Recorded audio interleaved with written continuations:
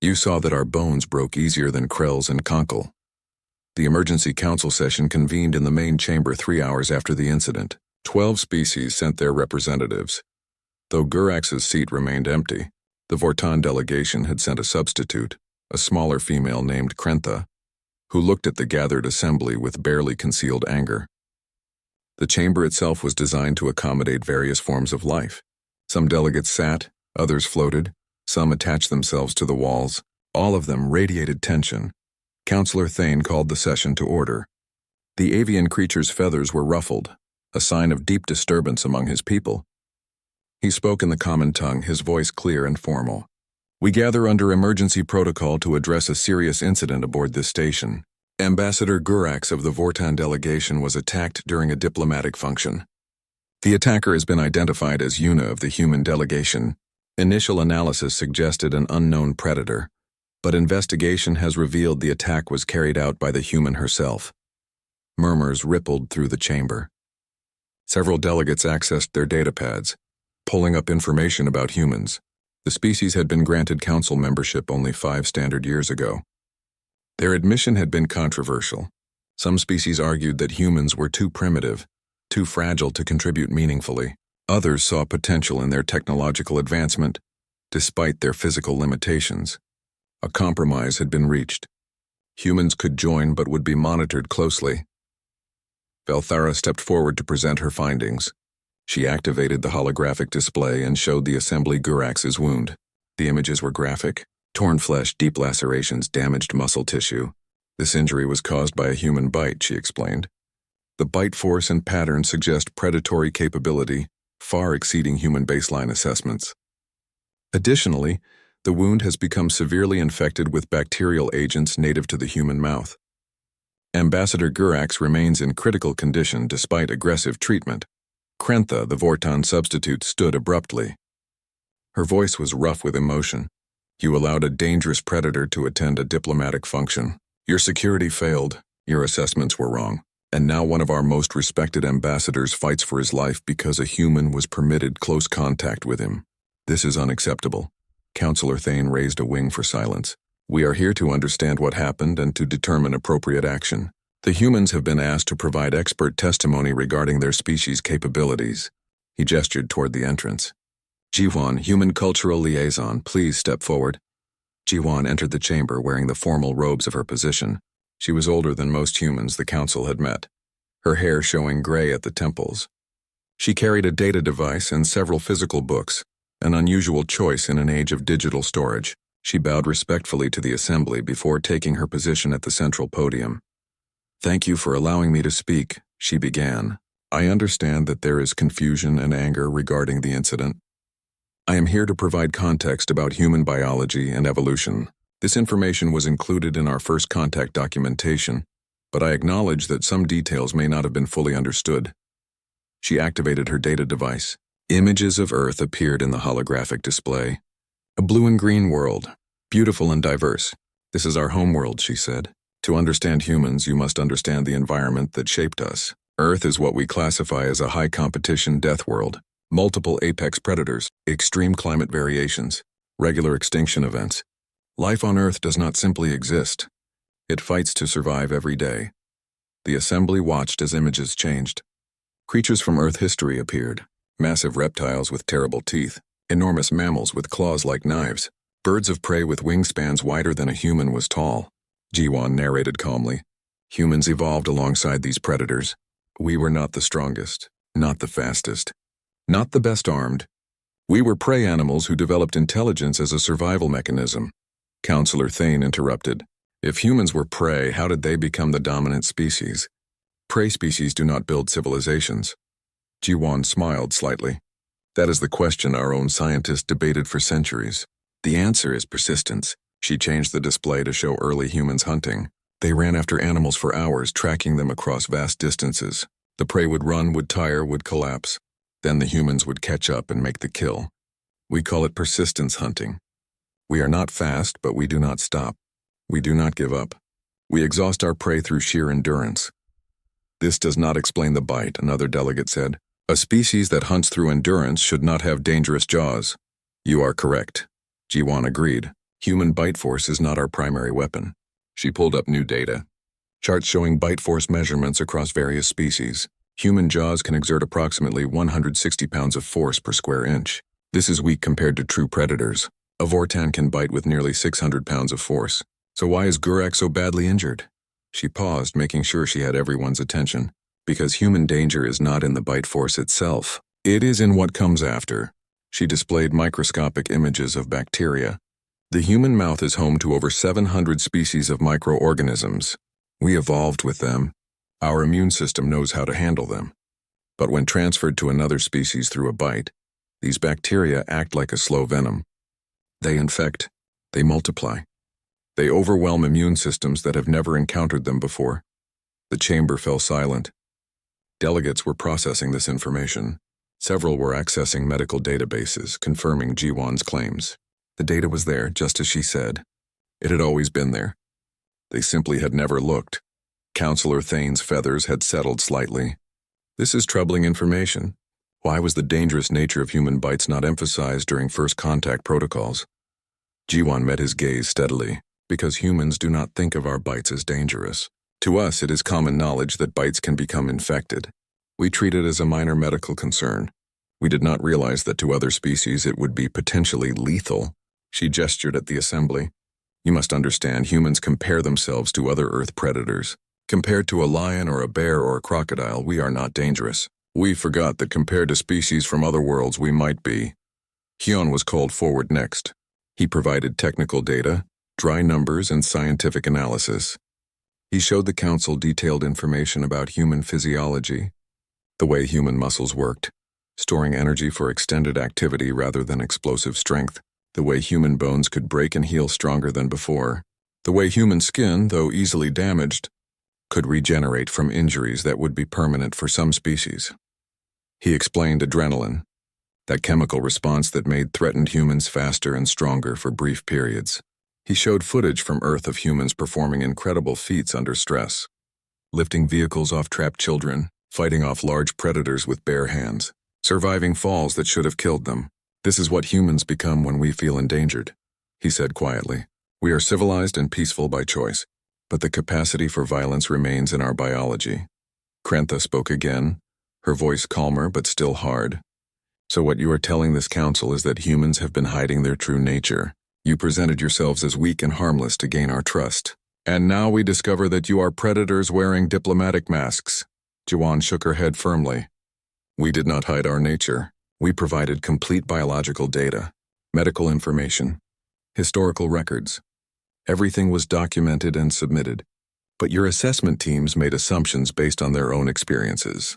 You saw that humans had less strength than Vortans and concluded we were weak overall.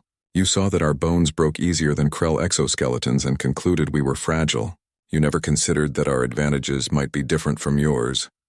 She stepped closer to the center of the chamber. Let me be clear about what humans are. We are endurance specialists. We can run for days. We can work in temperatures that would kill most species. We can survive on minimal resources. We can adapt to almost any environment given time. We heal from injuries. We solve problems.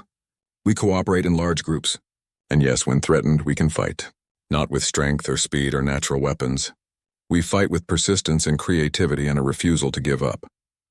Another delegate spoke up, a floating being whose name translated roughly to whisper. What about the specific incident? Why did the human Yuna attack Ambassador Gurax?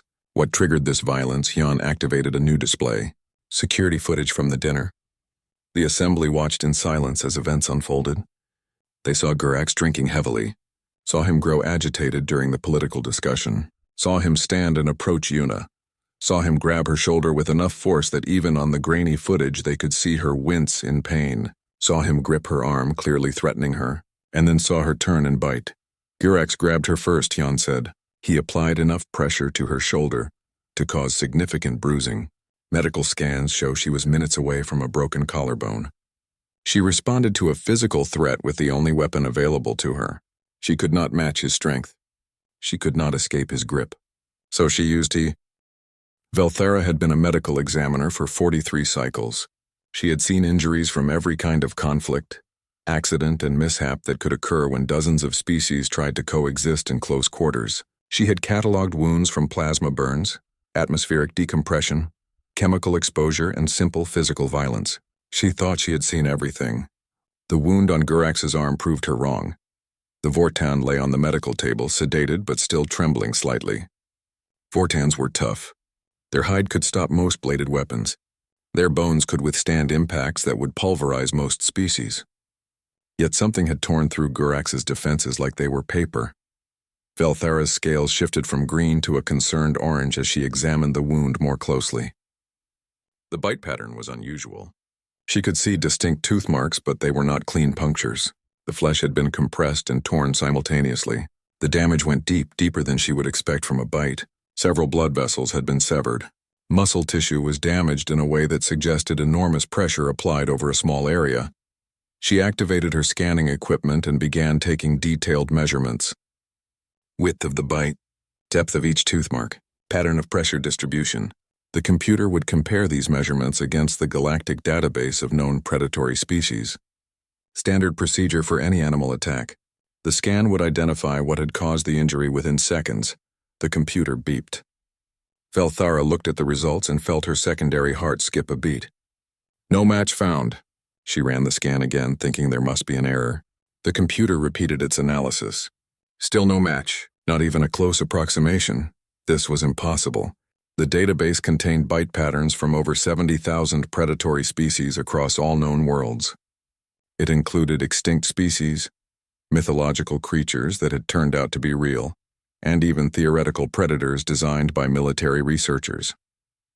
If the database could not identify a bite, then either the computer was malfunctioning or something unknown was loose on the station. Velthara called for Dr. Zilmara. If anyone could explain this anomaly, it would be the head of xenoforensic sciences. While she waited, Velthara continued her examination of Gurax. The Vortan's vital signs were declining. His body temperature was elevated. His immune system was working overtime, sending defense cells flooding to the wound site. But something was wrong. The wound was not responding to treatment the way it should. Dr. Zilmara arrived within minutes, the crystalline being moved with clicking sounds as her geometric body shifted and reconfigured. To better examine the data, she reviewed Velthara's scans 3 times before speaking.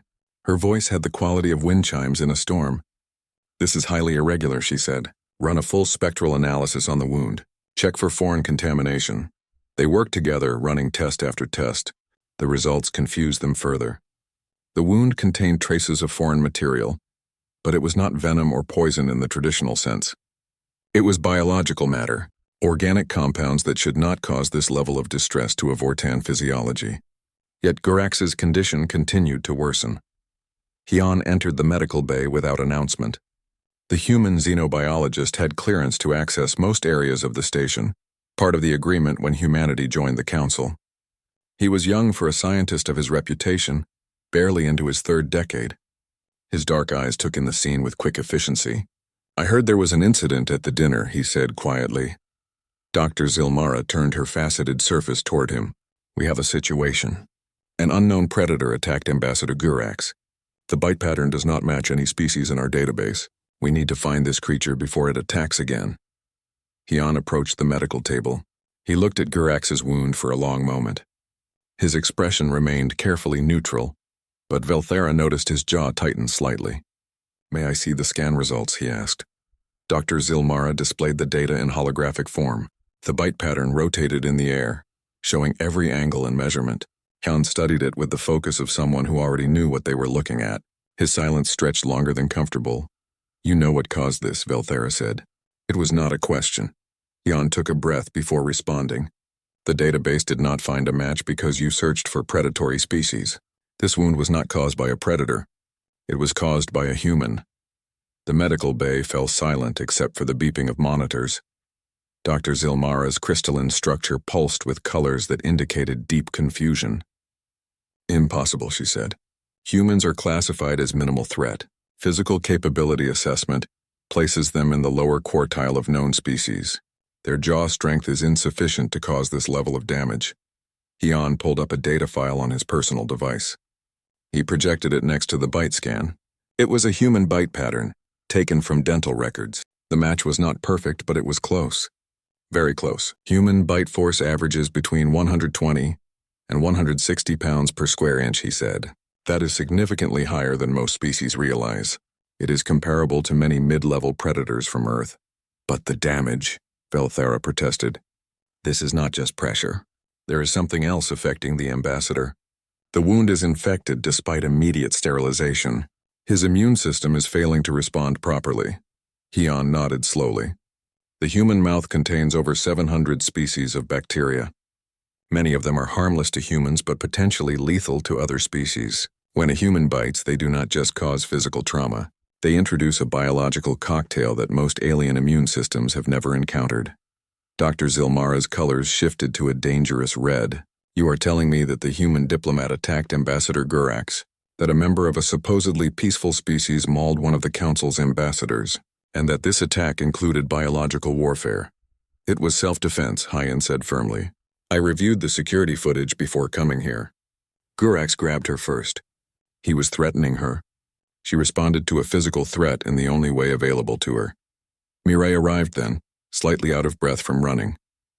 She was carrying a medical kit specifically designed for human patients. She saw Gurax on the table and stopped. Oh no, she whispered. How bad is it? He is deteriorating, Velthara said. The infection is spreading despite all our treatments. We need to synthesize an antibiotic, but we do not understand the bacterial composition well enough. Mireille set down her kit. I can help with that. But you need to understand something first. This was not an attack. Yuna is barely 5 feet tall. She weighs maybe 50 kilograms.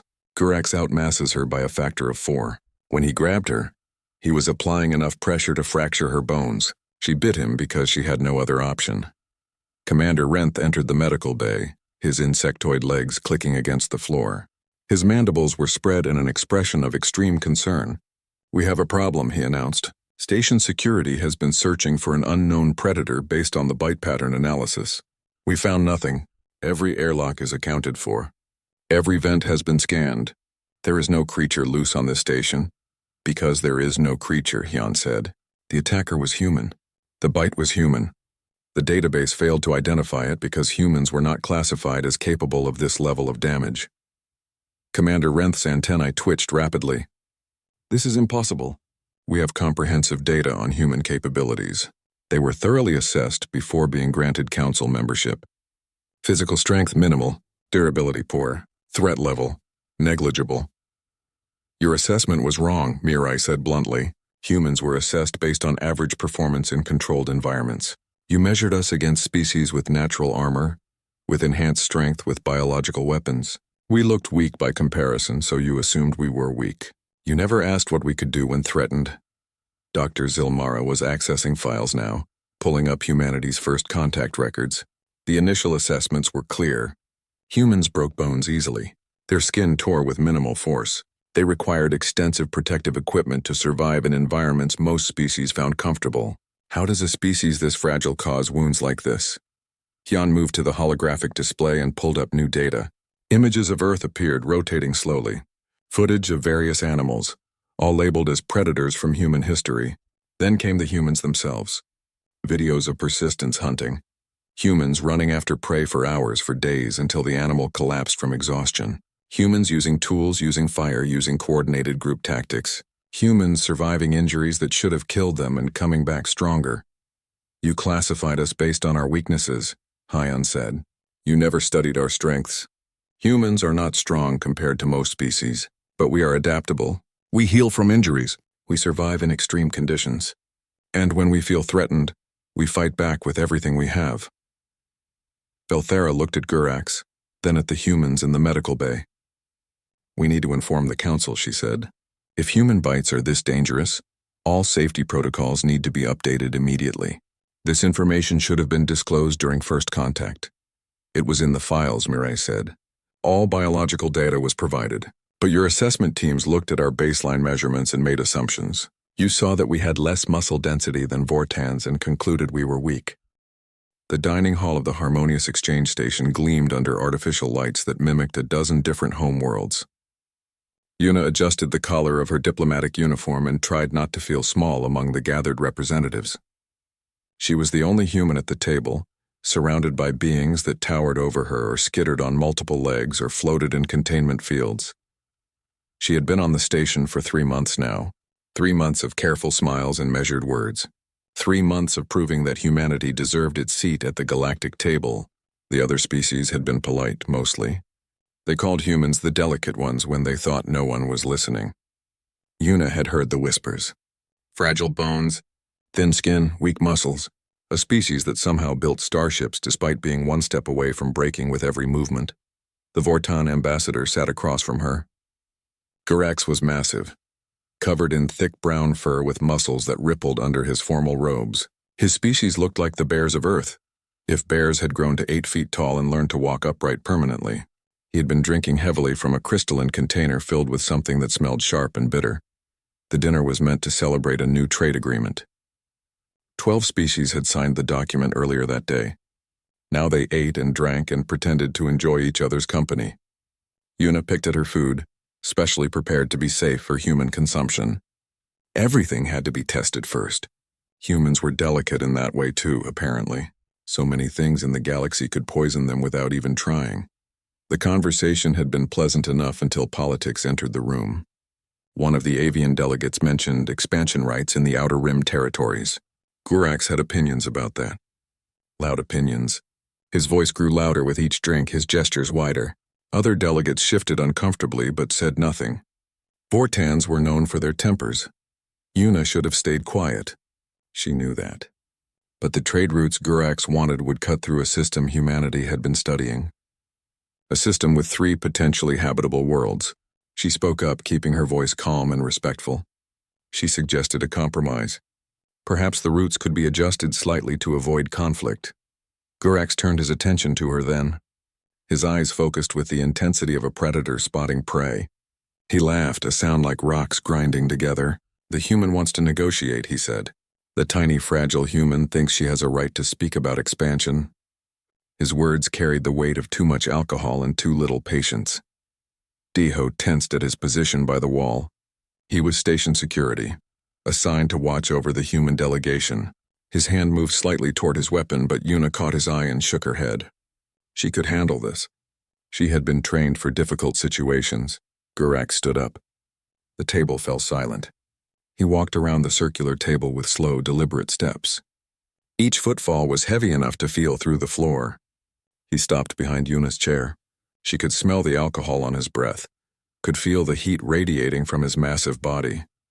"You should be careful, little human," Gurax said. His voice was quiet now, which somehow made it worse. "Your kind breaks so easily. It would be unfortunate if something happened during dinner. An accident, perhaps." Una's heart was pounding. She could feel adrenaline starting to flood her system, that ancient response her species had carried since they climbed down from trees and learned to hunt on open plains. Her hands trembled slightly. She tried to stand, to move away from the threat, but Gurax's massive hand came down on her shoulder and pushed her back into the chair. The pressure was enormous. Una felt her bones creak under the weight. Pain shot through her shoulder and down her arm. Around the table, other delegates looked away or studied their plates. No one wanted to challenge a Vortan. Not over a human. Not over someone so delicate and replaceable. Deho started to move forward, but another security officer held him back. The insectoid commander, Renth, clicked his mandibles in warning. No weapons at diplomatic functions. It was the rule, even if someone was being hurt. Gurax leaned down, bringing his muzzle close to Una's ear. "Perhaps humanity should reconsider its position in the council," he said. "Perhaps your species is not ready for the responsibility of expansion. Perhaps you should stay on your little blue world and leave the galaxy to those strong enough to claim it." Something snapped in Una, not her bones, though they felt close to breaking. Something deeper. Something that her species had buried under layers of civilization and politeness. An instinct that lived in the oldest parts of her brain, the parts that remembered when humans were not diplomats but survivors. Gurax moved his hand from her shoulder to her upper arm, gripping tightly.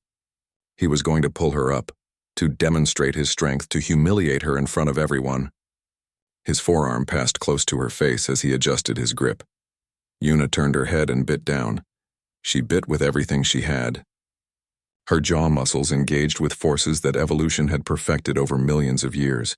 Her teeth, flat and blunt compared to true predators but still capable of crushing and tearing, sank into the Vortan's fur and through to the flesh beneath. She felt skin break, tasted blood hot and copper-sharp in her mouth. Her jaw locked in a bite pattern that her ancestors had used to strip meat from bone. Gurax roared. The sound echoed through the dining hall like thunder. He yanked his arm back, but Yuna's teeth were still embedded. A chunk of fur and skin tore away. Purple blood sprayed across the white tablecloth.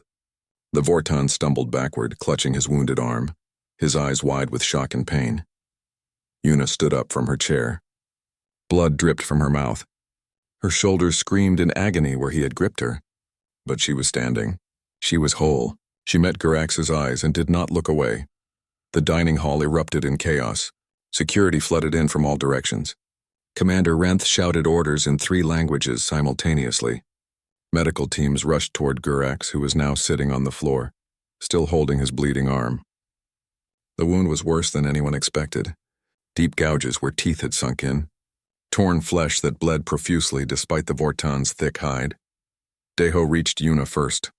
He put himself between her and the other delegates, most of whom had backed away from the table in horror. Mirai, the human medical specialist, arrived seconds later. She scanned Yuna quickly, checking for injuries. The shoulder was badly bruised but not broken. Minor miracle, Mirai muttered. She wiped the blood from Yuna's mouth with a clean cloth. 2 security officers approached with sedation equipment. Gurax was still roaring in pain and rage. It took 3 doses to finally calm him enough for transport. They loaded him onto a medical stretcher and rushed him out of the dining hall. Purple blood marked their path. Commander Renth approached Yuna with careful steps. His compound eyes studied her with an expression she could not read. "You will come with me," he said. "You are detained pending investigation of this incident." His voice carried no emotion, just procedure. Yuna nodded. She could taste blood in her mouth still. Her hands were shaking now that the adrenaline was fading. Deho tried to argue, but she shook her head. It was fine. She had known there would be consequences. She just hoped they would be worth it. As security escorted her from the dining hall, Yuna heard the whispers starting. Delegates speaking in hushed voices to their aides, sending urgent messages to their home worlds. The delicate human had just mauled a Vortan ambassador. The delicate human had drawn blood from one of the galaxy's most physically imposing species. The delicate human was perhaps not quite as delicate as everyone had believed. Dr. Boren arrived from the outer research station specifically to study the infection that had nearly killed Gurax. The amphibian scientist was considered the galaxy's leading expert on infectious diseases. His skin gleamed with moisture under the medical bay lights as he examined samples under advanced microscopes. He had been studying the bacterial cultures for 6 hours, and his expression grew more troubled with each test. Mirai watched him work, answering questions when asked. Hyun stood nearby, reviewing the data on his own terminal. They had been expecting Boren's analysis, but the wait was making everyone nervous. The council session had been postponed until they had complete medical information. Gurax's fate and humanity's standing both depended on understanding what had happened. Finally, Boren looked up from his equipment. His large eyes blinked slowly, a sign of deep thought among his species. "I have never encountered anything quite like this," he said. His voice was wet and burbling.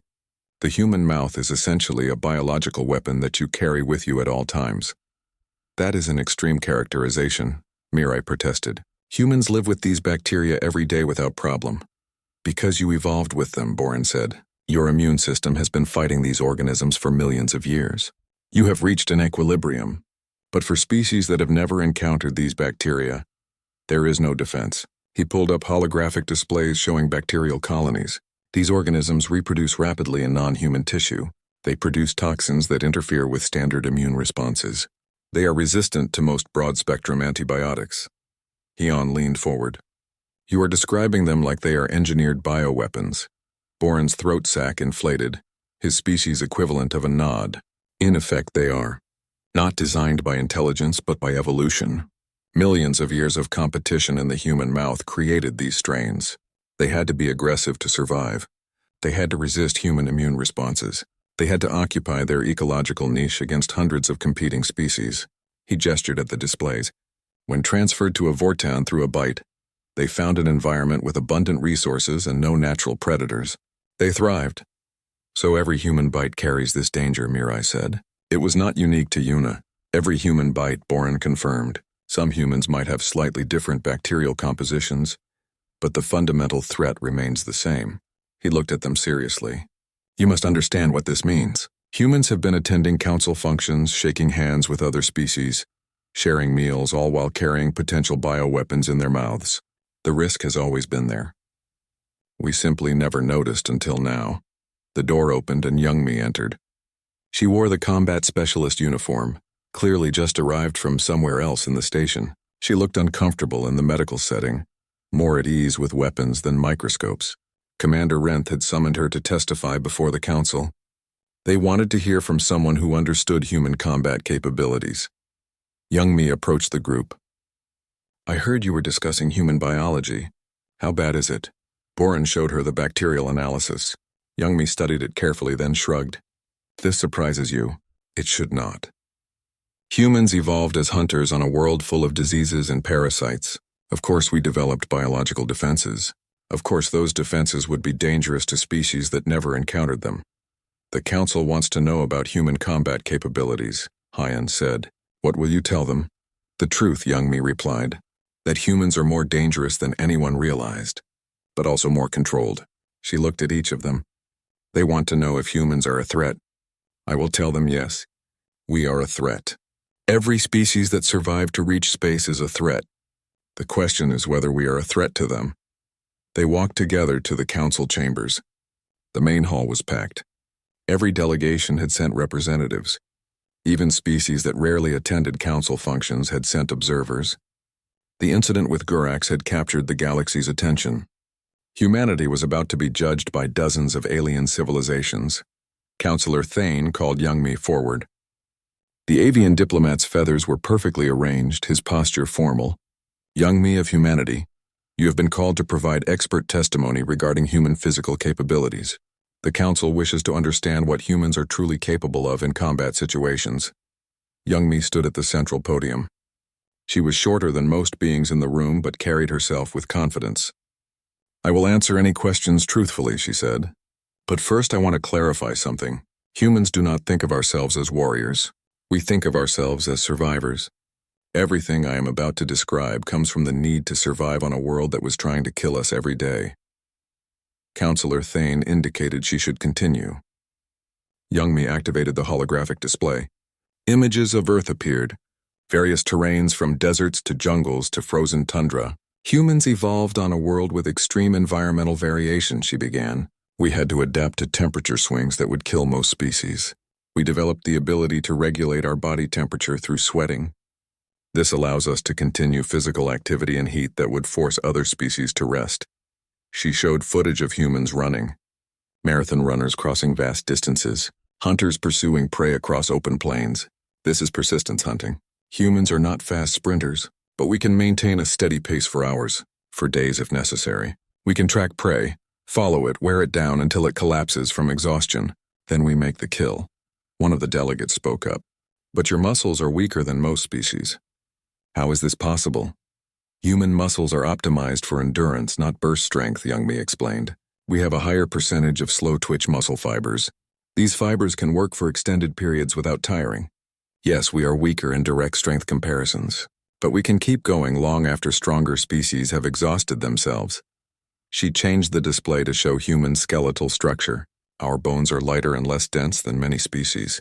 This makes us more vulnerable to fractures, but it also makes us more mobile and more efficient. And when our bones break, they heal. She showed medical imagery of healed fractures. The bone grows back stronger at the breakpoint. Humans can survive injuries and return to full capability. Some injuries even make us more resilient. Commander Renth spoke from his position. What about pain tolerance? The footage showed the human female did not cry out when Gurax grabbed her with force enough to cause significant injury. Youngmi nodded. Humans have high pain tolerance, especially under stress. When we feel threatened, our bodies release chemicals called endorphins and adrenaline. These reduce pain perception and increase physical capability. A human under threat can perform actions they could not normally do. There are documented cases of humans lifting vehicles to save trapped children, of humans fighting off large predators despite serious injuries, of humans surviving situations that should have killed them. The assembly was silent, processing this information. Krentha, the Vortan delegate, leaned forward. You describe humans as if they are unstoppable. Yet I can break a human with my bare hands. Most species here could. Where is this terrible danger you speak of? Youngmi met her gaze steadily. You could break one human, yes. But you would not be facing one human. She pulled up new displays. Human military formations. Coordinated hunting groups. Emergency response teams working together. Humans do not fight alone. We cooperate. We coordinate. We use tactics and strategy. A single human might fall to a Vortan, but a group of humans would find a way to bring the Vortan down. She showed footage from Earth history, human warfare across different eras, not to glorify violence but to demonstrate capability, humans fighting with primitive weapons, then advanced weapons, then incredible technology. We are tool users, Youngmi said. We do not rely on natural weapons like claws or teeth. We create weapons. We improve them. We pass knowledge to the next generation, and they improve the weapons further. Another delegate asked about human sensory capabilities. The assessment reports indicate human senses are inferior to most species. Our senses are adequate but not exceptional, Youngmi admitted. We cannot see as well as some species, cannot hear as well as others, cannot smell as well as most predators, but we compensate. We build sensors. We use technology to extend our capabilities, and we have one sense that is highly developed. She tapped her temple. Pattern recognition, problem solving, abstract thinking. Humans can look at incomplete information and extrapolate. We can plan for future events. We can imagine scenarios and prepare for them. Counselor Thane asked the question everyone was thinking. Are humans a danger to the Council? Should we be concerned about human aggression? Youngmi was quiet for a long moment. Yes, she said finally. You should be aware that humans are capable of aggression. We evolved as predators. We have instincts that push us toward violence when threatened. We can be dangerous. She looked around the chamber. But every species here is dangerous. Vortans have strength. Krells have numbers and coordination. Solvians have redundant biology that makes them hard to stop. Every species that reached the stars had to survive their homeworld first. That requires some capacity for violence. The difference with humans, Youngmi continued, is that we recognize this about ourselves. We build laws to control our violent impulses. Yuna sat in her quarters under guard, watching the stars through the viewport. Her shoulder still ached where Gurax had grabbed her. The pain was a constant reminder of what had happened, of the moment when instinct had overridden diplomacy. She touched her jaw carefully. It was sore from the force of her own bite. She could still taste blood if she thought about it hard enough. The door chimed. Sunwoo entered carrying a tray of food. The guard outside had allowed it after scanning everything twice. Sunwoo was an engineer, assigned to the station's maintenance division. He had become Yuna's friend during the long months of careful diplomacy. Now he looked at her with concern and something else. Pride, maybe. You are the most talked about person on the station, he said, setting down the tray. Every species is accessing Earth databases. They are reading about human history like it is a horror story. Yuna picked at the food without much appetite. I ruined everything. Humanity spent 5 years building relationships with the Council. I destroyed all that work in 5 seconds. Sunwoo sat down across from her. You defended yourself. That Vortan was going to hurt you badly. Everyone saw the footage. Even the species that want you punished cannot deny that he grabbed you first. It does not matter, Yuna said. We were supposed to be the peaceful species, the harmless ones, the delicate ones who could barely survive in a station designed for stronger beings. She laughed bitterly. We played that role so well. Too well, apparently. Sunwoo was quiet for a moment. Then he pulled up a file on his datapad. Do you know why humanity was classified as delicate in the first place? He showed her the original first contact reports. The Galactic Council had encountered human explorers in deep space. Initial meetings had been friendly, but when humans visited Council stations, problems became apparent. Yuna read through the reports. Humans broke bones in standard gravity. Their skin bruised easily. They could not eat most alien foods without getting sick. They needed extensive protective equipment to survive in environments other species found comfortable. They tired quickly during physical tasks. They seemed fragile in every measurable way. We compared ourselves to species that had evolved under different conditions, Sunwoo explained. Vortans have thick hide and dense bones. Krells have exoskeletons, Solvians have redundant organs. Next to them, humans looked weak. So the council made assumptions. Assumptions that we encouraged, Yuna said. Humanity wanted to join the council. We needed allies and trade partners. If playing the delicate victim species got us a seat at the table, then that is what we would do. Sun Wu nodded. It was a strategy. Let them underestimate us. Let them think we needed protection. Let them feel superior. Meanwhile, we learned everything we could about them. Their cultures, their weaknesses, their fears. He looked at her seriously. But strategies have consequences. You cannot pretend to be harmless forever without someone testing that claim. The door chimed again. This time Ambassador Talus entered. The feline diplomat moved with fluid grace, his silver fur catching the light. The guard had allowed him through without question. Ambassadors had special clearance. He nodded politely to Sun Wu, then focused on Yuna. I wanted to speak with you before the council makes its final decision, Talus said. His voice had a purring quality, but his eyes were sharp. May we speak privately? Sun Wu glanced at Yuna. She nodded, and he left reluctantly. Once the door closed, Talus sat down in a relaxed posture. He studied Yuna for a long moment. High species made the same mistake about humans that everyone else did, he said finally. We saw your fragility and assumed it defined you. Yuna waited.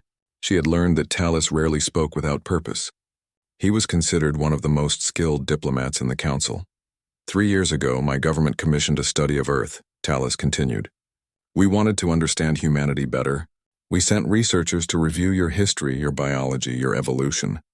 What they found disturbed many in our government. He pulled up a holographic display. Images of Earth appeared. Predators from human history, and then humans themselves hunting and surviving and thriving. You are not apex predators because of strength, Talus said. You are apex predators because you refuse to stop, because you adapt, because you cooperate, because you use tools and fire and intelligence, and most terrifying of all, you are apex predators who chose to become civilized. That should be comforting, Yuna said. It means we can control our violent instincts. Talus's tail swished in disagreement. It means you have violent instincts to control. Most prey species that develop intelligence do so because they are fleeing predators. They become smart to hide better, to run faster. But humans became intelligent while still being predators. You did not abandon the hunt. You made it more efficient. He showed her more data. Human history laid out in stark detail. Wars that lasted decades. Weapons that could destroy entire cities. Conflicts that consumed whole continents. And yet also moments of incredible compassion and cooperation. Humans helping strangers. Humans risking their lives to save others. Humans building societies based on justice and equality, even if they did not always succeed. Your species is a contradiction, Talus said. You are capable of terrible violence but also profound kindness. You can fight to the death over resources, yet you will share with those who have nothing. You are predators who formed civilizations based on empathy. The galaxy does not know what to do with you. Yuna felt something release in her chest. It was relief, maybe, at hearing someone understand. We do not know what to do with ourselves sometimes, she admitted. Every human carries that contradiction. We want peace but prepare for war. We value life but have weapons everywhere. We preach cooperation but compete constantly. Talus leaned forward. The council is debating your fate right now. Some want you expelled. Some want all humans banned from council stations. They are afraid because they realize their assumptions were wrong. They thought they knew what humans were, and discovering the truth has shaken them. What do you think will happen? Yuna asked. Talus's eyes reflected the starlight. I think the council will realize that every species that survived to reach space is dangerous in its own way. Fortans have strength. Krells have coordination and numbers. My people have speed and cunning. Humans have endurance and adaptability. The question is not whether you are dangerous. The question is whether you can be trusted to control that danger. Can we? Yuna whispered. Can humans be trusted? Before Talus could answer, an alarm sounded throughout the station. Medical emergency. Velthara's voice came over the communication system. Gurax's condition had worsened. The infection was spreading faster than treatments could counter. They needed human expertise immediately. Mireille arrived at Yuna's quarters within minutes. She looked exhausted, her hair pulled back messily. I need your help, she said without preamble. The bacterial infection is not responding to our antibiotics. Gurax is dying. We need to synthesize a new treatment, but I cannot do it alone. You want me to help save him, Yuna said. After what he did. After what he tried to do. Mirai met her eyes. I want you to help because you are a diplomat and saving him is the right thing to do. I want you to help because if he dies, humanity will be blamed regardless of who started the conflict. And I want you to help because you are the only other human on this station with advanced medical training. Yuna stood up. Her shoulder protested, but she ignored it. What do you need me to do? They went to the medical bay together. Talus accompanied them, using his ambassadorial authority to override security concerns. The medical team was clustered around Gurax, who looked worse than Yuna remembered. His fur was matted with sweat. His breathing was labored. Purple blood stained the bandages that covered his arm. Velthara looked up as they entered. The human is not supposed to be here. She has medical training, Mirai said firmly, and she is the source of the bacteria killing your patient. Her immune system knows how to fight these organisms. We can use that. Over the next 4 hours, they worked. Mirai and Yuna identified the specific bacterial strains causing the worst damage. They synthesized antibodies from Yuna's blood. They modified existing antibiotics to target the infection. Velthara and the medical team administered treatments, monitoring Gurax's vital signs constantly. It was delicate work. Too much of the wrong treatment could kill Gurax as surely as the infection. Too little would be ineffective. They calibrated dosages based on Vortan physiology and human bacterial composition. They worked with data that had never been combined before. Slowly, Gurax's condition stabilized. His fever dropped. His breathing eased. The infection began to retreat under the assault of targeted medications. He would survive. He would carry scars, but he would live. Yuna stood over the Vortan who had tried to hurt her.